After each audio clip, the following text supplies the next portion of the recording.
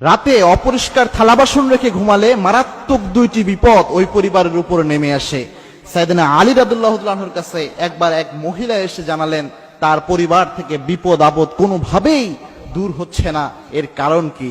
সাইয়েদনা আলী রাদিয়াল্লাহু তাআলা আনহু ওই মহিলাকে জিজ্ঞেস করলেন, তোমার ঘরের মধ্যে কি রাতের বেলায় অপরিষ্কার থালা বাসন এগুলা রেখে তুমি ঘুমিয়ে যাও নাকি?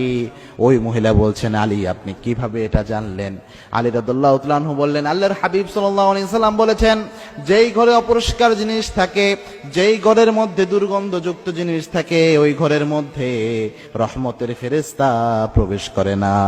আর রহমতের ফেরেশতা যেই জায়গায় প্রবেশ করে না, সেই জায়গায় শয়তান জিন, দুষ্ট জিন প্রবেশ করে। সব নোংরা জিনিসের মধ্যে এই দুষ্ট জিনরা প্রবেশ করে। সুতরাং নিশ্চয়ই তুমি রাতে তোমার ঘরের মধ্যে অপরিষ্কার থালা বাসন রেখে তুমি ঘুমাতে যাও, যার কারণে তোমার ঘর থেকে বিপদ দূর হয় না। কোনো পরিবারে যদি রাতের বেলায় এই অপরিষ্কার থালা বাসন রেখে ঘুমানো হয়, বিশ্বাস করেন দুইটি বিপদ অবশ্যই নেমে আসতে পারে। তার মধ্যে নাম্বার 1 হচ্ছে স্বামী স্ত্রীর মাঝে কলহ, স্বামী স্ত্রীর মাঝে মোহাব্বত না থাকা। এই সমস্যা কিন্তু বর্তমান ম্যাক্সিমাম পরিবারের মধ্যে দেখা যায়। এর কারণ কি? দুষ্ট জিন, এটা তার অন্যতম একটি মিশন। সে স্বামী স্ত্রীর মধ্যে একটা ভালো আন্ডারস্ট্যান্ডিং থাকুক, স্বামী স্ত্রীর মধ্যে একটা মোহাব্বতের রিলেশনশিপ থাকুক, এটা দুষ্ট জিন চায় না।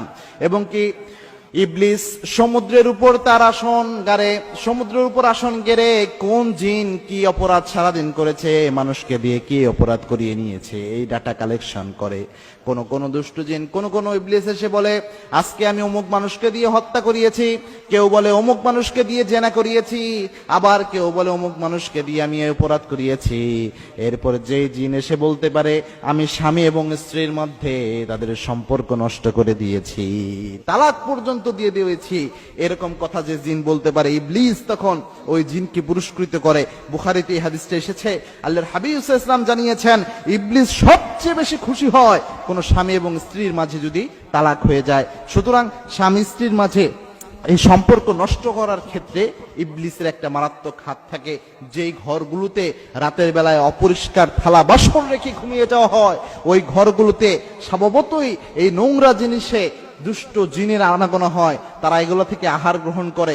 এবং কি এরকম অবস্থায় পেলে ওই ঘরে, ওই পরিবারে স্বামী এবং স্ত্রীর মধ্যে সম্পর্কের সমস্যা করার জন্য ইবলিসের একটা বড় ধরনের হাত থাকে। সুতরাং প্রিয় ভাইরা, এই জিনিসটা আপনারা খেয়াল করবেন। যদি পরিবারে স্বামী স্ত্রীর মহব্বত কম থাকে, এই জিনিসটা অবশ্যই খেয়াল রাখবেন। রাতের বেলায় ঘরে যেন কখনোই অপরিষ্কার জিনিস না থাকে, দুর্গন্ধজনক জিনিস না থাকে।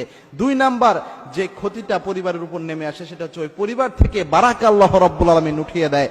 কারণ রহমতের ফেরেশতা যখন আসে না, তখন ওই ঘরের মধ্যে তো বরকত থাকার প্রশ্নই আসে না। এই জন্য আমাদের উচিত হচ্ছে আমাদের বরকত নিয়ে আসার জন্য, ঘরকে বরকতপূর্ণ একটা পরিবেশ দেওয়ার জন্য, রহমতের ফেরেশতা যেন ঘরের মধ্যে আসতে পারে, এরকম পরিবেশ তৈরি করার জন্য আমাদের ঘরকে পরিচ্ছন্ন রাখা, বিশেষত রাতের বেলায় অপরিষ্কার থালা বাসনগুলো আমাদের পরিষ্কার করে এরপরে ঘুমাতে যাওয়া।